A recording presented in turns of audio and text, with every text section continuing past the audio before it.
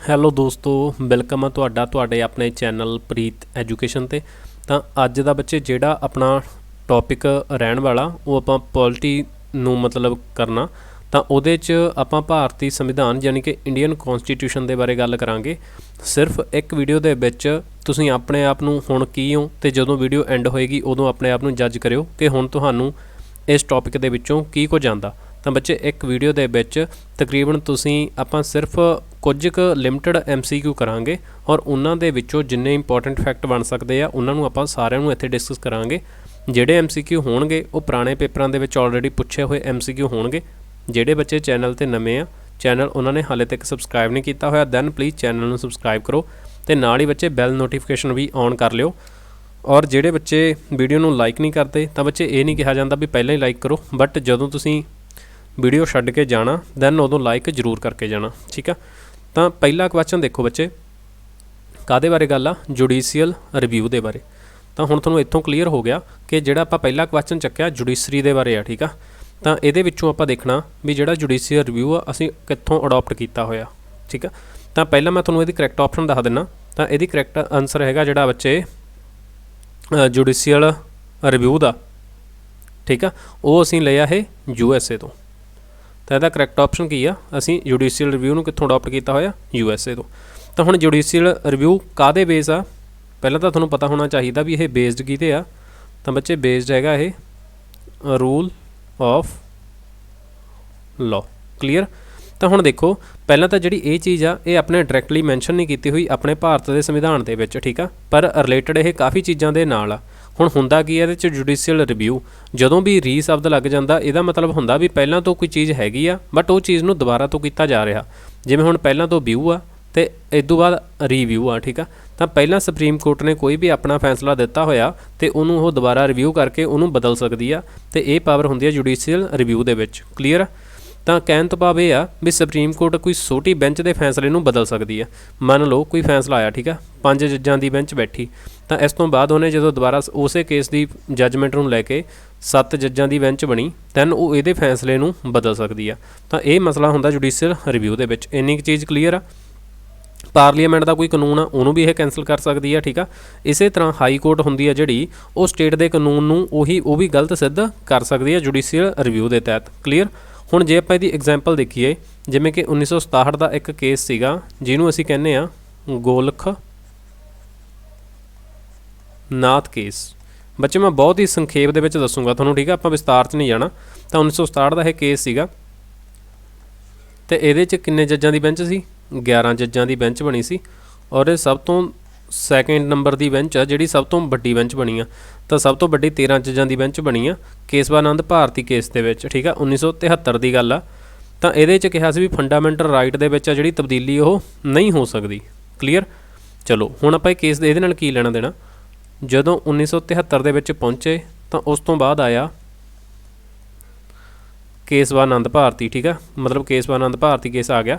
ਤਾਂ ਇਹਦੇ 'ਚ ਬੈਂਚ ਬਣਦੀ ਆ 13 ਜੱਜਾਂ ਦੀ, ਇੱਥੇ 11 ਜੱਜਾਂ ਦੀ ਸੀ, ਹੁਣ ਇੱਥੇ 2 ਜੱਜ ਹੋਰ ਆ ਗਏ। ਸਭ ਤੋਂ ਵੱਡੀ ਬੈਂਚ ਆ ਇਹ ਹੁਣ ਤੱਕ ਦੀ ਭਾਰਤ ਦੀ। ਤਾਂ ਇਹਨੇ ਕਿਹਾ ਵੀ ਜਿਹੜਾ ਪਾਰਲੀਮੈਂਟ ਆ ਫੰਡਾਮੈਂਟਲ ਰਾਈਟ 'ਚ ਬਦਲਾਅ ਕਰ ਸਕਦੀ ਆ, ਪਰ ਜਿਹੜਾ ਬੇਸਿਕ ਸਟਰਕਚਰ ਜਾਂ ਫਿਰ ਮੂਲ ਢਾਂਚਾ ਉਹਦੇ ਵਿੱਚ ਨਹੀਂ। ਹੁਣ ਦੇਖੋ ਤੁਹਾਨੂੰ ਕਲੀਅਰ ਹੋ ਗਿਆ ਨਾ, ਇਹ ਜੁਡੀਸ਼ੀਅਲ ਰਿਵਿਊ ਦੇ ਤਹਿਤ ਹੋ ਰਿਹਾ। ਪਹਿਲਾਂ ਉਹਨੇ ਕਹਿਤਾ ਵੀ ਨਹੀਂ ਹੋ ਸਕਦਾ, ਹੁਣ ਉਹਨੇ ਕਿਹਾ ਵੀ ਹੋ ਸਕਦਾ। ਫਿਰ ਇਸ ਤੋਂ ਬਾਅਦ ਮਿਨਰਵਾ ਮਿੱਲ ਕੇਸ ਆਉਂਦਾ 1980 ਦੇ ਵਿੱਚ, ਤਾਂ ਉਦੋਂ ਕਿਹਾ ਵੀ ਜੁਡੀਸ਼ੀਅਲ ਰਿਵਿਊ ਆ ਜਿਹੜਾ ਉਹ ਵੀ ਪਾਰਟ ਹੈਗਾ ਬੇਸਿਕ ਸਟਰਕਚਰ ਆਫ ਕੌਂਸਟੀਟਿਊਸ਼ਨ ਦਾ। ਤਾਂ ਇਸ ਤੋਂ ਬਾਅਦ ਬਾਮਨ ਰਾਓ ਕੇਸ ਆਉਂਦਾ, ਠੀਕ ਆ, L ਚੰਦਰਾ ਕੁਮਾਰ ਕੇਸ ਆਉਂਦਾ, ਕੋਇਲੋ ਕੇਸ ਆਉਂਦਾ 2007 ਦਾ। ਇਸ ਤਰ੍ਹਾਂ ਕਰਕੇ ਜੁਡੀਸ਼ੀਅਲ ਰਿਵਿਊ ਦੇ ਨਾਲ ਮਿਲਦੇ ਜੁਲਦੇ ਅੱਗੇ ਕਾਫੀ ਸਾਰੇ ਕੇਸ ਆਉਂਦੇ ਨੇ, ਠੀਕ ਆ। ਬਟ ਇੱਥੇ ਆਪਾਂ ਦੇਖਣਾ ਵੀ ਅਸੀਂ ਇਹਨੂੰ ਅਡੋਪਟ ਕਿੱਥੋਂ ਕੀਤਾ ਹੋਇਆ? USA ਤੋਂ। ਅਤੇ USA ਦੇ ਵਿੱਚ ਵੀ ਜੇ ਆਪਾਂ ਗੱਲ ਕਰੀਏ, ਠੀਕ ਆ, ਸਭ ਤੋਂ ਪਹਿਲਾਂ ਕਿੱਥੇ ਸਟਾਰਟ ਹੋਇਆ ਇਹ? USA। ਤਾਂ USA ਦੇ ਵਿੱਚ ਕਦੋਂ ਹੋਇਆ ਸੀ? 1803 ਦੇ ਵਿੱਚ। ਜੌਹਨ ਮਾਰਸ਼ਲ ਉੱਥੇ ਮਤਲਬ ਕਿ ਮੁੱਖ ਜੱਜ ਸੀਗੇ ਜਿਨ੍ਹਾਂ ਨੇ ਇਹ ਕੀਤਾ ਸੀਗਾ, ਠੀਕ ਆ। ਮਾਰਵਰੀ ਵਰਸਸ ਮੈਡੀਸਨ ਕੇਸ ਸੀਗਾ ਜਿਹਦੇ ਵਿੱਚ ਸਭ ਤੋਂ ਪਹਿਲੀ ਵਾਰ ਇਹ ਚੀਜ਼ ਇੰਪਲੀਮੈਂਟ ਕੀਤੀ ਗਈ ਸੀ। ਔਰ ਜੇ ਜੱਜਮੈਂਟ ਦੀ ਗੱਲ ਕਰੀਏ, ਸੁਪਰੀਮ ਕੋਰਟ ਨੇ ਕਿਹਾ ਵੀ ਜੁਡੀਸ਼ੀਅਲ ਰਿਵਿਊ ਬੇਸਿਕ ਸਟਰਕਚਰ ਦੇ ਵਿੱਚ ਆਉਂਦਾ ਗਾ, ਕਲੀਅਰ। ਤਾਂ ਇਹ ਚੀਜ਼ ਬੱਚੇ ਹੋਪਸੋ ਤੁਹਾਨੂੰ ਕਲੀਅਰ ਹੋ ਗਈ ਹੋਊਗੀ। ਚਲੋ ਹੁਣ ਆਪਾਂ ਦੂਸਰੇ ਕੁਐਸਚਨ ਦੀ ਗੱਲ ਕਰਦੇ ਹਾਂ, ਕੌਨਕਰੰਟ ਲਿਸਟ ਦੇ ਬਾਰੇ ਆ, ਠੀਕ ਆ। ਤਾਂ ਪਹਿਲਾਂ ਤਾਂ ਬੱਚੇ ਇਹਦਾ ਆਨਸਰ ਦੇਖ ਲਓ ਵੀ ਪਹਿਲਾਂ ਕੀ ਕਹਿੰਦੇ ਆ ਵੀ ਕੌਨਕਰੰਟ ਲਿਸਟ ਆ ਜਿਹੜੀ, ਤਾਂ ਉਹ ਇੰਡੀਅਨ ਕੌਂਸਟੀਟਿਊਸ਼ਨ ਦੇ ਵਿੱਚ ਅਸੀਂ ਕਿੱਥੋਂ ਲਈਆਂ ਹੋਈਆਂ ਨੇ, ਠੀਕ ਆ। ਤਾਂ ਬੱਚੇ ਜਿਹੜਾ ਇਹਦਾ ਕਰੈਕਟ ਆਨਸਰ ਆ ਉਹ ਹੈਗਾ ਆਸਟ੍ਰੇਲੀਆ। ਜਿਹੜੀ ਕੌਨਕਰੈਂਟ ਲਿਸਟ ਆ ਉਹ ਅਸੀਂ ਕਿੱਥੋਂ ਲਈ ਆ, ਆਸਟ੍ਰੇਲੀਆ ਦੇ ਕੋਲੋਂ ਅਸੀਂ ਉਹ ਲਈ ਹੋਈ ਆ। ਤਾਂ ਹੁਣ ਦੇਖੋ, ਸਭ ਤੋਂ ਪਹਿਲਾਂ ਆਪਣਾ ਜਿਹੜਾ ਸੰਵਿਧਾਨ ਆ, ਠੀਕ ਆ, ਉਹਦੇ ਬਾਰੇ ਕੁਝ ਕੁ ਫੈਕਟ ਨੇ ਜਿਹੜੇ ਤੁਹਾਨੂੰ ਕਲੀਅਰ ਹੋਣੇ ਚਾਹੀਦੇ ਆ। ਆਪਣੇ ਸੰਵਿਧਾਨ ਦੇ ਵਿੱਚ ਸਟਾਰਟਿੰਗ ਦੇ ਵਿੱਚ 395 ਆਰਟੀਕਲ ਨੇ, 8 ਸ਼ਡਿਊਲ ਨੇ ਔਰ 22 ਇਹਦੇ 'ਚ ਪਾਰਟ ਨੇ, ਠੀਕ ਆ, ਯਾਨੀ ਕਿ 22 ਭਾਗ ਨੇ। ਆਹ ਚੀਜ਼ ਕਲੀਅਰ ਆ। ਹੁਣ ਜਿਹੜੀਆਂ ਆਪਾਂ ਲਿਸਟਾਂ ਦੀ ਗੱਲ ਕਰਦੇ ਹਾਂ, ਇਹ ਕਿਹੜੇ ਉਹਦੇ 'ਚ ਆਉਂਦੀਆਂ ਨੇ, 7th ਸ਼ਡਿਊਲ ਦੇ ਵਿੱਚ। ਹੁਣ ਬੱਚੇ ਦੇਖੋ, ਤੁਹਾਡਾ ਨਾਲ ਹੀ ਕਿੰਨਾ ਟੌਪਿਕ ਕਲੀਅਰ ਹੋਊਗਾ ਇਹ ਦੂਸਰੇ ਕੁਐਸਚਨ ਦੇ ਨਾਲ। ਜਦੋਂ ਆਪਾਂ 7th ਸ਼ਡਿਊਲ ਦੀ ਗੱਲ ਕਰਦੇ ਹਾਂ ਤਾਂ ਇਹਦੇ 'ਚ ਕੀ ਨੇ, ਲਿਸਟਸ। ਤਾਂ ਇਹ ਕਿੰਨੀਆਂ ਨੇ, ਆਪਾਂ ਕਹਾਂਗੇ ਵੀ ਲਿਸਟਾਂ ਕਿੰਨੀਆਂ ਨੇ, ਤਾਂ ਲਿਸਟਾਂ ਹੈਗੀਆਂ ਨੇ 3।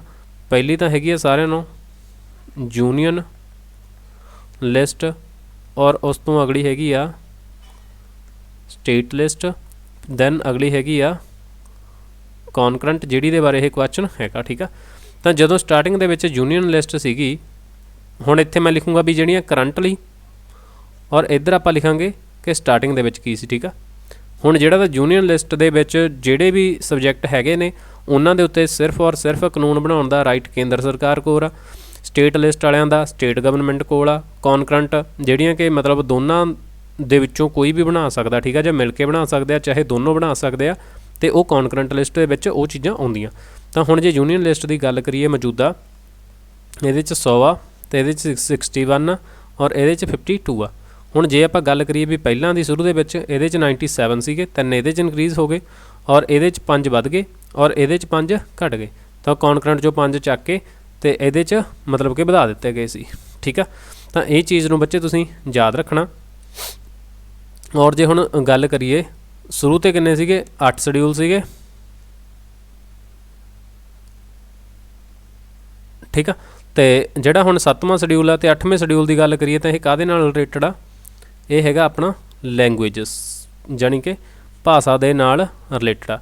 ਔਰ ਜਿਹੜੀ ਹਿੰਦੀ ਭਾਸ਼ਾ ਹੈਗੀ, ਹਿੰਦੀ ਸਾਡੀ ਕਿਹੜੀ ਭਾਸ਼ਾ ਹੈ ਬੱਚੇ, ਓਫੀਸ਼ੀਅਲ ਭਾਸ਼ਾ, ਨਾ ਕਿ ਇਹ ਸਾਡੀ ਨੈਸ਼ਨਲ ਭਾਸ਼ਾ ਹੈਗੀ। ਤਾਂ ਇਹ ਚੀਜ਼ ਨੂੰ ਤੁਸੀਂ ਯਾਦ ਰੱਖਣਾ। ਔਰ ਉਸ ਤੋਂ ਬਾਅਦ ਜਿਹੜਾ 8ਵਾਂ ਸ਼ਡਿਊਲ ਦੇ ਰਿਲੇਟਡ ਆਪਾਂ ਗੱਲ ਕਰਾਂਗੇ। ਦੇਖੋ 8ਵਾਂ ਸ਼ਡਿਊਲ ਦੀ ਆਪਾਂ ਗੱਲ ਕਰੀ ਤਾਂ ਬੱਚੇ 8ਵੇਂ ਸ਼ਡਿਊਲ ਦੇ ਨਾਲ ਰਿਲੇਟਡ ਜਿਹੜੀਆਂ ਕੌਂਸਟੀਟਿਊਸ਼ਨਲ ਅਮੈਂਡਮੈਂਟ ਐਕਟ ਹੋਏ ਨੇ ਉਹਨਾਂ ਨੂੰ ਵੀ ਧਿਆਨ 'ਚ ਰੱਖਣਾ, ਕਿਉਂਕਿ ਅਮੈਂਡਮੈਂਟ ਅਕਸਰ ਐਗਜ਼ਾਮਸ ਦੇ ਵਿੱਚ ਪੁੱਛੀਆਂ ਜਾਂਦੀਆਂ ਨੇ, ਠੀਕ ਆ। ਤਾਂ 21ਵੀਂ, 71ਵੀਂ ਔਰ 92nd, ਤਾਂ ਇਹ ਵਾਲੀਆਂ ਜਿਹੜੀਆਂ ਕੌਂਸਟੀਟਿਊਸ਼ਨਲ ਜਾਣੀ ਕਿ ਸੰਵਿਧਾਨ ਦੇ ਵਿੱਚ ਸੋਧਾਂ ਹੋਈਆਂ ਨੇ, ਤਾਂ ਇਹ ਭਾਸ਼ਾ ਨੂੰ ਲੈ ਕੇ ਹੋਈਆਂ ਨੇ, ਠੀਕ ਆ। ਅਤੇ ਜਿਹੜੀ ਇਹ 21ਵੀਂ ਹੋਈ ਆ ਇਹ 1967 ਦੇ ਵਿੱਚ ਹੋਈ ਸੀ, ਔਰ ਜਿਹੜੀ ਇਹ 71ਵੀਂ ਹੋਈ ਆ ਇਹ 1992 ਦੇ ਵਿੱਚ ਹੋਈ ਆ, ਔਰ ਆਹ ਜਿਹੜੀ ਹੋਈ ਸੀ ਇਹ 2003 ਦੇ ਵਿੱਚ ਹੋਈ ਸੀ। ਔਰ ਜਿਹੜੀ ਇਹ ਬਿਲਕੁਲ ਲਾਸਟ 'ਤੇ ਹੋਈ ਆ, ਇਹਦੇ ਨਾਲ ਕਿਹੜੀਆਂ ਕਿਹੜੀਆਂ ਭਾਸ਼ਾਵਾਂ ਨੇ ਜਿਹੜੀਆਂ ਉਹ ਐਡ ਕੀਤੀਆਂ ਗਈਆਂ ਨੇ, ਤਾਂ ਉਹਦੇ ਲਈ ਤੁਸੀਂ ਯਾਦ ਰੱਖ ਸਕਦੇ ਹੋ ਬੋਡਮਾਸ। ਵੈਸੇ ਇੱਥੇ 4 ਭਾਸ਼ਾ ਸੀਗੀਆਂ ਜਿਹੜੀਆਂ ਮਤਲਬ ਕਿ 92ਵੀਂ ਸੋਧ ਦੇ ਨਾਲ ਐਡ ਕੀਤੀਆਂ ਗਈਆਂ ਸੀਗੀਆਂ। ਹੁਣ ਦੇਖੋ, ਪਹਿਲਾਂ ਇਹਦੇ 'ਤੇ ਤਾਂ ਆ ਗਈ ਬੋਡੋ, ਡੀ 'ਤੇ ਆ ਗਈ ਡੋਗਰੀ, ਔਰ MA 'ਤੇ ਆ ਗਈ ਮੈਥਲੀ, ਔਰ S 'ਤੇ ਆ ਗਈ ਸੰਥਾਲੀ। ਤਾਂ ਇਹ ਭਾਸ਼ਾਵਾਂ ਨੇ। ਔਰ ਜੇ ਭਾਸ਼ਾ ਦੀ ਗੱਲ ਕਰੀਏ, ਸਟਾਰਟਿੰਗ ਦੇ ਵਿੱਚ 14 ਭਾਸ਼ਾ ਸੰਵਿਧਾਨ ਦੇ ਵਿੱਚ ਮਾਨਤਾ ਪ੍ਰਾਪਤ ਸੀਗੀਆਂ, ਬਟ ਹੁਣ ਜੇ ਆਪਾਂ ਕਰੰਟ ਦੀ ਗੱਲ ਕਰੀਏ, ਕਰੰਟ ਸਿਨੈਰੀਓ ਕੀ ਆ, ਦੈਨ ਹੁਣ ਸਾਡੇ ਕੋਲ 22 ਭਾਸ਼ਾਵਾਂ ਨੇ ਜਿਹੜੀਆਂ ਇਹਦੇ ਵਿੱਚ ਸ਼ਾਮਲ ਨੇ।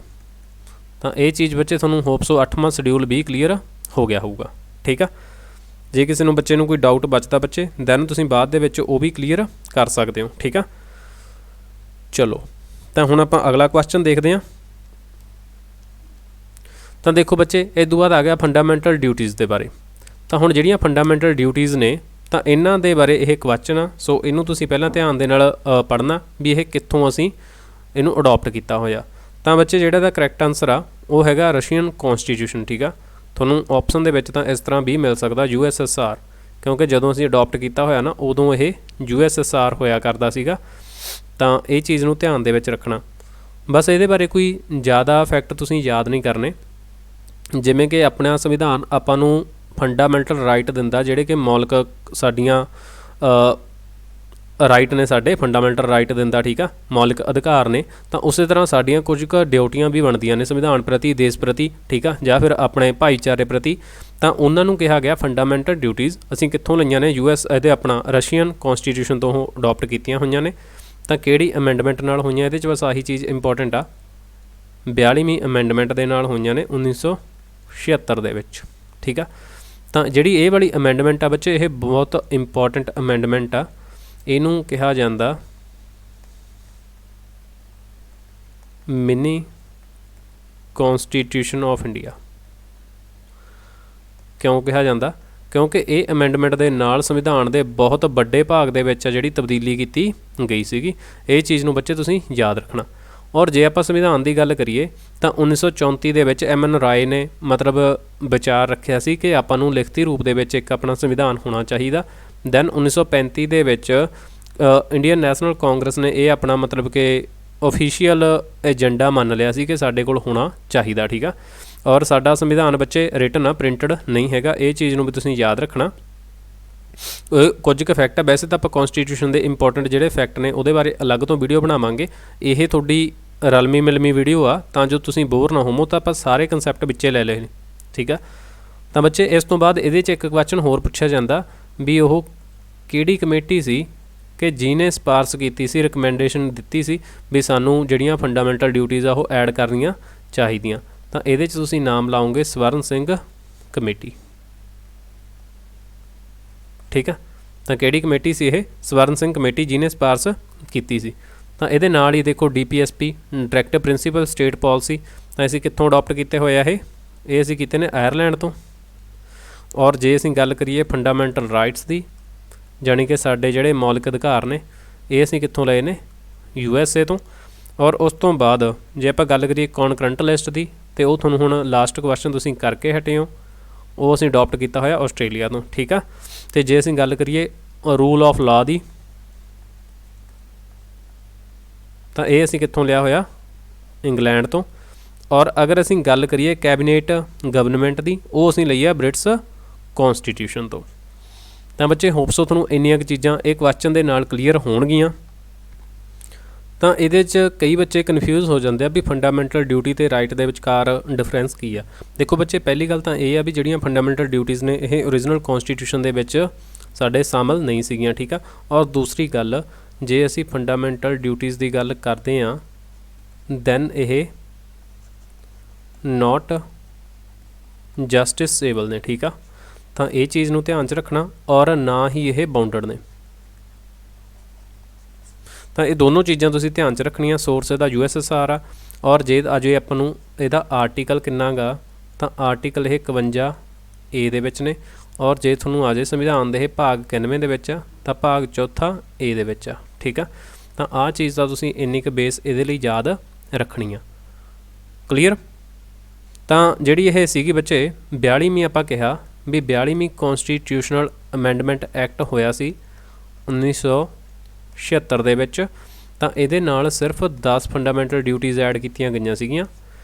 ਜੇ ਆਪਾਂ ਗੱਲ ਕਰੀਏ ਵੈਸੇ ਗਿਣਤੀ 'ਚ ਕਿੰਨੀਆਂ ਨੇ, ਤਾਂ ਹੁਣ ਇਹ ਅੱਜ ਮੌਜੂਦ ਤਾਂ ਇਹ 11 ਨੇ, ਬਟ ਉਦੋਂ ਕਿੰਨੀਆਂ ਸੀਗੀਆਂ? ਸਿਰਫ 10 ਸੀਗੀਆਂ।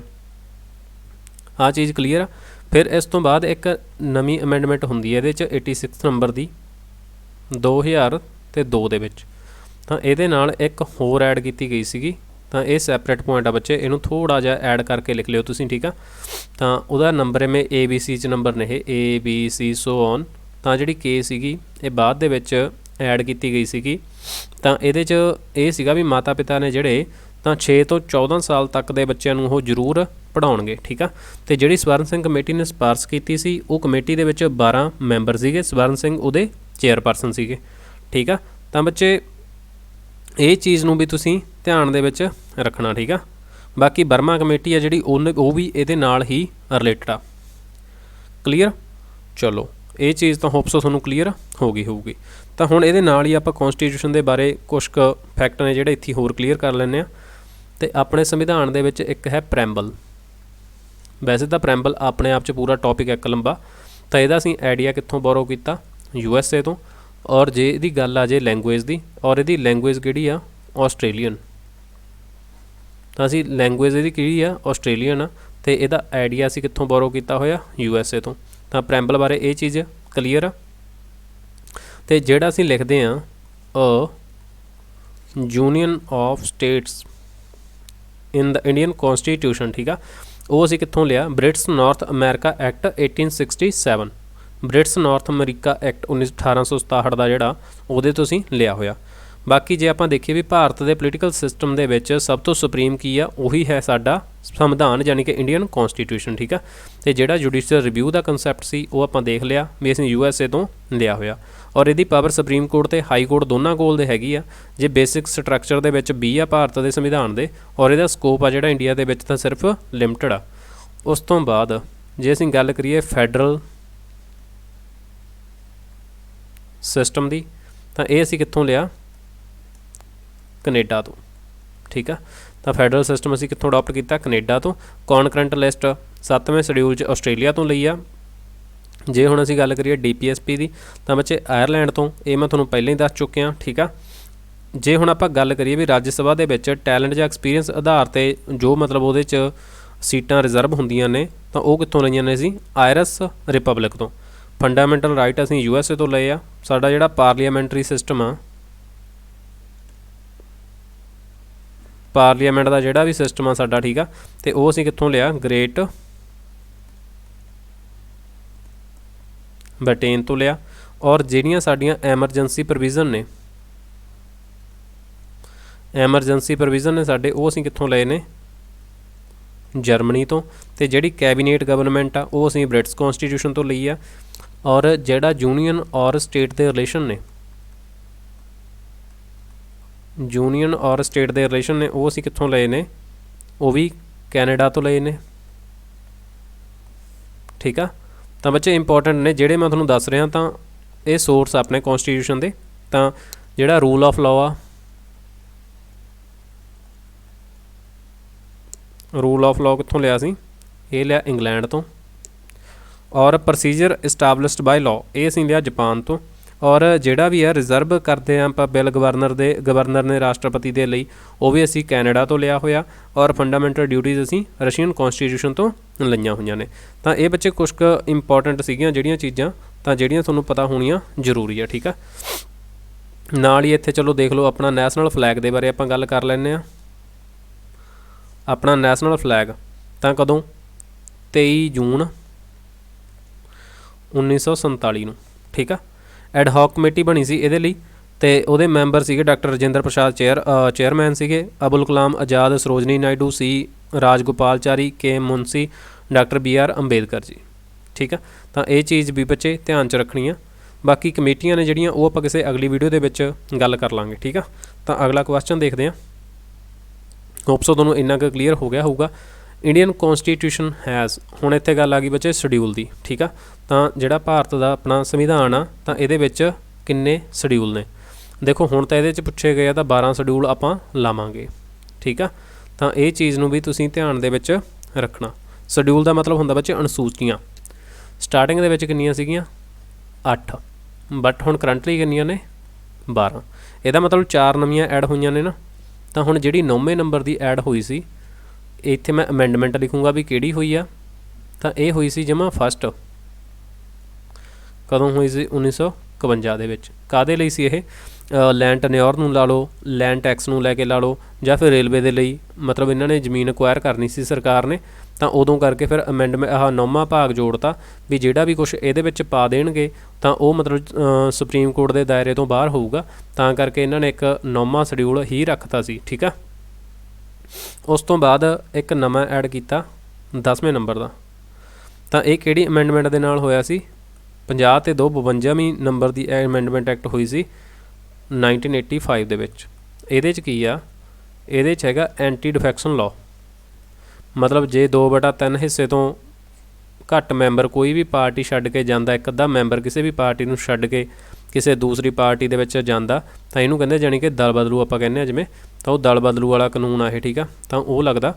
ਇਸ ਤੋਂ ਬਾਅਦ ਜਿਹੜਾ 11ਵਾਂ ਸ਼ਡਿਊਲ ਆ, ਤਾਂ ਬੱਚੇ ਉਹ ਐਡ ਕੀਤਾ ਗਿਆ ਸੀ 73ਵੀਂ ਅਮੈਂਡਮੈਂਟ ਦੇ ਨਾਲ। ਤਾਂ ਇਹ ਕਦੋਂ ਕੀਤਾ ਗਿਆ ਸੀਗਾ? 1992। ਇਹ ਕਾਹਦੇ ਨਾਲ ਰਿਲੇਟਡ ਆ? ਪਿੰਡਾਂ ਦੀਆਂ ਪੰਚਾਇਤਾਂ ਨਾਲ। ठीक है। उस तो बाद जिहड़ा 12वां सीगा 12वां होया सी 74ਵੀਂ अमेंडमेंट दे नाल, ठीक है। तो ये भी सेम ही है 1992, पर यह जिहड़ियां शहरां दीयां मुनसिपैलिटी हुंदियां ने कॉरपोरेशनां ते ये उन्हां दे नाल रिलेटेड आ, ठीक है। तो बच्चे ये चीज़ नूं भी तुसीं ध्यान दे विच रखना। उस तो बिना जिहड़े बाकी शेड्यूल ने उन्हां दे बारे भी तुहानूं जानकारी होनी चाहिदी आ, जिवें कि 8वां शेड्यूल आ लैंगुएज दे नाल रिलेटेड आ, 7वां शेड्यूल आ जिहड़ा ओह भाषा दे नाल रिलेटेड आ, और जिहड़ा 6 नंबर दा शेड्यूल आ ਉਹ ਜਿਹੜੇ ट्राइबल एरिया ने, ठीक है। जिमें कि तुसीं मातम एवें करके भी याद कर सकते हो ਉਹਨੂੰ, ਜਾਂ मतलब 4 स्टेटां ही ने इन्हां दे विच ਤਾਂ ਇਹਦੇ ਵਿੱਚ ਉਹ ਆ ਜਾਂਦੀਆਂ ਨੇ। ਬਾਕੀ ਜਿੰਨੀਆਂ ਸਟੇਟ ਨੇ ਸ਼ਡਿਊਲ ਏਰੀਆ ਜਾਂ ਟਰਾਈਬ ਵਾਲੇ ਏਰੀਆ ਨੇ ਉਹ ਸਾਰੇ 5ਵੇਂ ਸ਼ਡਿਊਲ ਦੇ ਤਹਿਤ ਆਉਂਦੇ ਆ, ਪਰ ਆ ਜਿਹੜੇ 4 ਨੇ ਇਹ 6ਵੇਂ ਸ਼ਡਿਊਲ ਦੇ ਅਧੀਨ ਆਉਂਦੇ ਆ। ਔਰ ਉਸ ਤੋਂ ਬਿਨਾਂ ਬੱਚੇ, ਠੀਕ ਆ, ਤੇ ਇਹ ਚੀਜ਼ ਨੂੰ ਵੀ ਤੁਸੀਂ ਧਿਆਨ 'ਚ ਰੱਖਣਾ। ਤਾਂ ਆਪਾਂ ਅਗਲਾ ਕੁਐਸਚਨ ਦੇਖਦੇ ਹਾਂ। तो 4th शेड्यूल आ जिहड़ा अपने संविधान का भी वो किहदे नाल डील करदा, ठीक है। तो ये बच्चे फिलहाल वीडियो का तो अपनी अज लास्ट क्वेश्चन आ, बट ये आपां काफ़ी जिहड़े फैक्ट ने वो क्लीयर करांगे।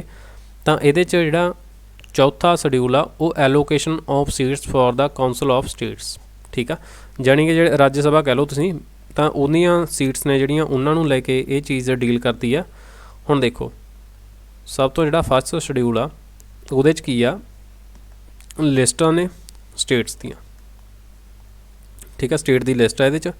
और उस तो बाद जिहड़ा सैकंड शेड्यूल आ उहदे च की आ, मतलब सैलरी ते अलाउंस भत्ते हुंदे ना, तनखाहां वगैरह वो सारियां इहदे च आ जांदियां ने। उस तो बाद जिहड़ा थर्ड शेड्यूल आ इहदे च आ जांदियां ने सौहां, ओथ। जिहड़ा फोर्थ आ ये करदा सीटां दी वंड, ठीक है, ये की करदा सीटां दी वंड। और जिहड़ा 5वां सीगा ये शेड्यूल एरिया ते शेड्यूल ट्राइब ने जिहड़े मतलब उन्हां दे एडमिनिस्ट्रेशन दे लई काम करदा। ते जिहड़ा 6th शेड्यूल आ वो ट्राइबल एरिया जिवें कि असम, ठीक है, मेघालय, मिजोरम और त्रिपुरा, तो उहदे च सिर्फ ये आउंदे आ। बाकी बच्चे मैं तुहानूं सारे शेड्यूल ने जिहड़े आपां एक अज दी वीडियो दे विच तुसीं सारे 12 ਦੇ 12 शेड्यूल कर चुके हो। और बहुत इंपॉर्टेंट सोर्स ने जिहड़े संविधान दे उन्हां दे बारे भी तुसीं इत्थे गल कर चुके हो, ठीक है। और जे आपां गल करिए जस्टिस की, तो अपने कॉन्स्टिट्यूशन दे विच आपां जस्टिस की गल करिए, ठीक है। तो आपां जे गल करिए जस्टिस की, बाकी जिहड़ा कोहिलो केस सी ना, तो सुप्रीम कोर्ट ने यह गल साफ तौर पर कहती सी भी 1973 तो बाद जिहड़ा भी कुछ 9वें शेड्यूल दे विच आ जाए चाहे तो वह भी साडे जुडिशियल रिव्यू के तहत होऊगा, ठीक है। हुण ये जिहड़ा जस्टिस शब्द आ ये यूज़ कित्थे कीता गया, प्रैम्बल दे विच। होर कित्थे यूज़ किया गया, नाल ही ये वर्ड यूज़ किया गया DPSP दे विच, ठीक है। तो DPSP किहड़े संविधान के भाग दे विच आ, भाग चौथे दे विच आ। तो हुण जे भाग चौथे दे विच आ तो फिर पहला दूजा तीजा भाग किधर गए, उन्हां दे बारे भी आपां गल कर लैंदे आ। पार्ट 1 यूनियन एंड टैरेटरी, 1 तो लैके 4 आर्टिकल क्लीयर। और इस तो बाद संविधान का भाग दूसरा ये काहदे बारे आ, सिटीजनशिप दे बारे, आर्टिकल 5 तो लैके 11। इस तो बाद भाग तीजा ये काहदे नाल संबंधित आ, बहुत इंपॉर्टेंट आ जिहड़ा कि फंडामेंटल राइट्स के बारे, आर्टिकल 12 तो लैके 35 तक। उस तो बाद भाग चौथा काहदे नाल रिलेटेड आ, DPSP, आर्टिकल 36 तो लैके 51। उस तो बाद भाग चौथा ए, मतलब ये बाद दे विच ऐड किया गया सी, ठीक है, स्वर्ण सिंह कमेटी वाली तो बाद जो फंडामेंटल ड्यूटीज़ ऐड कीतियां गईयां ने, तो ये नाल एक नवां आर्टिकल ऐड किया गया सी 51A, जिहदे विच फंडामेंटल ड्यूटीज़ ने। तो फिलहाल बच्चे इन्नी चीज़ नूं तुसीं इह क्वेश्चन दे फैक्ट डिटेल दे नाल तुसीं इहनूं याद रख सकते हो। तो हुण आपां गल कर रहे हैं जस्टिस की, वर्ड कित्थे यूज़ किया गया, नाले तो अपने संविधान की प्रस्तावना दे विच, नाल ही सेम एज DPSP दे विच इह यूज़ किया गया, ठीक है। तो इहदे च बच्चे की चक्कर आ, किहड़े-किहड़े ने, एक तो सोशल जस्टिस आ 3 तरह का, एक इकनॉमिक जस्टिस आ एंड एक पोलीटिकल जस्टिस आ, ठीक है। जे आप देखिए भी सोशल और इकनॉमिक दोनों के कंबीनेशन में देखते हैं तो डिस्ट्रीब्यूटिव जस्टिस भी कहा जाता है चीज़ नूं, ठीक है। ਤਾਂ ਬੱਚੇ ਇਹ ਚੀਜ਼ ਨੂੰ ਤੁਸੀਂ ਧਿਆਨ ਦੇ ਵਿੱਚ ਰੱਖ ਸਕਦੇ ਹੋ। ਕਲੀਅਰ। ਬਾਕੀ ਜੇ ਆਪਾਂ ਗੱਲ ਕਰੀਏ ਇਕਨੋਮਿਕ ਫਰੀडम ਦੀ, ਠੀਕ ਆ, ਕੌਂਸਟੀਟਿਊਸ਼ਨ ਦੇ ਪ੍ਰੈਂਬਲ ਦੇ ਵਿੱਚ ਹੈਗੀ ਆ, ਤਾਂ ਆਪਾਂ ਕਹਾਂਗੇ ਵੀ ਨੋ, ਪ੍ਰੈਂਬਲ ਦੇ ਵਿੱਚ ਨਹੀਂ। ਬਟ ਇਕਨੋਮਿਕ ਜਸਟਿਸ ਆ ਜਿਹੜਾ ਉਹ ਹੈਗਾ। ਇਕਨੋਮਿਕ ਫਰੀडम ਆਪਣੇ ਨਹੀਂ ਹੈਗੀ। ਇਕਨੋਮਿਕ ਜਸਟਿਸ ਵਰਡ ਯੂਜ਼ ਕੀਤਾ ਹੋਇਆ UPSC 2016 ਦੇ ਵਿੱਚ MCQ ਇਹਨੂੰ ਲੈ ਕੇ ਆ ਚੁੱਕਿਆ। ਸੋ ਤਾਂ ਤੁਹਾਨੂੰ ਮੈਂ ਇਹ ਚੀਜ਼ ਕਲੀਅਰ ਇੱਥੇ ਕਰ ਰਿਹਾਗਾ, ਠੀਕ ਆ। ਚਲੋ ਹੁਣ ਉਸ ਤੋਂ ਬਾਅਦ ਦੇਖਦੇ ਹਾਂ ਆਪਾਂ ਜਸਟਿਸ ਵਾਲੀ ਗੱਲ ਕਿੰਨੀ ਕੁ ਸਹੀ ਆ। ਕੁਛ ਕੁ ਇਹਦੇ ਅਪਵਾਦ ਵੀ ਹੁੰਦੇ ਆ, ਜਿਵੇਂ ਕਿ ਆਪਾਂ ਆਰਟੀਕਲ 361 ਦੀ ਗੱਲ ਕਰਦੇ ਹਾਂ ਇੱਥੇ, ਬਹੁਤ ਹੀ ਇੰਪੋਰਟੈਂਟ ਆ। ਤਾਂ ਬੱਚੇ ਇਹਦੇ 'ਚ ਕੀ ਕਹਿੰਦਾ ਇਹ ਵੀ ਜਿਹੜੀ ਆਪਣੀ ਕੰਟਰੀ ਦਾ ਪ੍ਰੈਜ਼ੀਡੈਂਟ ਹੋਊਗਾ, ਜਾਣੀ ਕਿ ਪ੍ਰੈਜ਼ੀਡੈਂਟ ਨੂੰ ਆਪਾਂ P52 ਲਿਖ ਦਿੰਦੇ ਐਵੇਂ, ਕਿਉਂਕਿ ਇਹ 52 ਨੰਬਰ ਆਰਟੀਕਲ ਦੇ ਵਿੱਚ ਆਉਂਦਾ। ਤਾਂ ਲਿਖਦੇ ਤੁਹਾਨੂੰ ਯਾਦ ਹੋ ਜਾਊਗਾ। ਚਾਹੇ ਤਾਂ ਪ੍ਰੈਜ਼ੀਡੈਂਟ ਹੋਵੇ, ਚਾਹੇ ਰਾਜਪਾਲ, ਜਾਂ ਫਿਰ ਕਿਸੇ ਸਟੇਟ ਦਾ ਜਾਣੀ ਕਿ ਗਵਰਨਰ ਹੋਵੇ, ਠੀਕ ਆ, ਤਾਂ ਉਹਨਾਂ ਨੂੰ ਅਰੈਸਟ ਨਹੀਂ ਕੀਤਾ ਜਾ ਸਕਦਾ ਅਤੇ ਨਾ ਹੀ ਉਹ ਰਿਸਪੋਂਸੀਬਲ ਹੁੰਦੇ ਆ ਕਿਸੇ ਵੀ ਕੋਰਟ ਦੇ ਵਿੱਚ ਡਿਊ ਔਨ ਦਾ ਪੋਸਟ, ਜਿੰਨਾ ਚਿਰ ਉਹ ਆਪਦੀ ਪੋਸਟ ਦੇ ਉੱਪਰ ਹੈਗੇ ਨੇ, ਠੀਕ ਆ। ਤਾਂ ਇਹ ਚੀਜ਼ ਬੱਚੇ, ਔਰ ਬਟ ਆਰਟੀਕਲ 61 ਕੀ ਕਹਿੰਦਾ, ਤੇ ਉਹ ਕਹਿੰਦਾ ਇੰਪੀਚਮੈਂਟ ਆਫ ਪ੍ਰੈਜ਼ੀਡੈਂਟ, ਠੀਕ ਆ। ਤਾਂ ਇਹ ਚੀਜ਼ ਨੂੰ ਬੱਚੇ ਤੁਸੀਂ ਇੱਥੋਂ ਮਤਲਬ ਧਿਆਨ ਦੇ ਵਿੱਚ ਰੱਖ ਸਕਦੇ ਹੋ ਵੀ ਮਹਾਦੋਸ਼ ਦਾ ਲਾ ਕੇ ਹਟਾਇਆ ਜਾ ਸਕਦਾ। ਅਤੇ ਦੂਸਰਾ ਆਰਟੀਕਲ 361 ਕੀ ਕਹਿੰਦਾ ਵੀ ਇਹਨਾਂ ਨੂੰ ਅਰੈਸਟ ਨਹੀਂ ਕੀਤਾ ਜਾ ਸਕਦਾ, ਠੀਕ ਆ। ਤਾਂ ਇਹ ਬੱਚੇ ਵੀ ਬਾਕੀ ਜਿਵੇਂ ਹੁਣ ਉਹ ਸੋਸ਼ਲ ਦੇ ਵਿੱਚ ਕਹਿੰਦੇ ਆ ਵੀ ਸਾਰੀਆਂ ਚੀਜ਼ਾਂ ਸੇਮ ਨੇ, ਇਕਨੋਮਿਕ ਦੇ ਵਿੱਚ ਡਿਸਟਰੀਬਿਊਸ਼ਨ ਇਕੁਅਲ ਹੋਊਗਾ, ਤਾਂ ਹੁਣ ਪੋਲੀਟੀਕਲ ਦੇ ਤੌਰ 'ਤੇ ਵੀ ਦੇਖ ਸਕਦੇ ਹੋ ਤੁਸੀਂ। ਤਾਂ ਇਹ ਸਾਰੀਆਂ ਚੀਜ਼ਾਂ ਨੂੰ ਕੁੱਲ ਮਿਲਾ ਕੇ ਹੁਣ ਜਸਟਿਸ ਦਾ ਤੁਸੀਂ ਐਨਾਲਿਸਿਸ ਖੁਦ ਕਰ ਸਕਦੇ ਹੋਗੇ। ਅਤੇ ਪ੍ਰੈਂਬਲ ਦੇ ਬਾਰੇ ਆਪਾਂ ਇੱਕ ਸੈਪਰੇਟ ਵੀਡੀਓ ਲੈ ਕੇ ਆਵਾਂਗੇ। ਬਾਕੀ ਬੱਚੇ ਪੋਲਿਟੀ ਦਾ ਕੁਛ ਤੁਹਾਨੂੰ ਨਵਾਂ ਸਿੱਖਣ ਨੂੰ ਮਿਲਿਆ ਦੈਨ ਵੀਡੀਓ ਨੂੰ ਲਾਈਕ ਜ਼ਰੂਰ ਕਰਿਓ। ਜਿਹੜੇ ਬੱਚੇ ਚੈਨਲ 'ਤੇ ਨਵੇਂ ਸੀ, ਚੈਨਲ ਨੂੰ ਸਬਸਕ੍ਰਾਈਬ ਨਹੀਂ ਕੀਤਾ ਹੋਇਆ, ਦੈਨ ਚੈਨਲ ਨੂੰ ਸਬਸਕ੍ਰਾਈਬ ਜ਼ਰੂਰ ਕਰਿਓ, ਨਾਲ ਹੀ ਵੈਲ ਨੋਟੀਫਿਕੇਸ਼ਨ ਨੂੰ ਵੀ ਔਨ ਕਰ ਲਿਓ। ਵੀਡੀਓ ਦੇਖਣ ਲਈ ਥੈਂਕ ਯੂ। ਮਿਲਦੇ ਹਾਂ ਅਗਲੀ ਵੀਡੀਓ ਦੇ ਵਿੱਚ, ਤਦ ਤੱਕ ਲਈ ਸਭ ਨੂੰ ਬਾਏ ਬਾਏ, ਟੇਕ ਕੇਅਰ।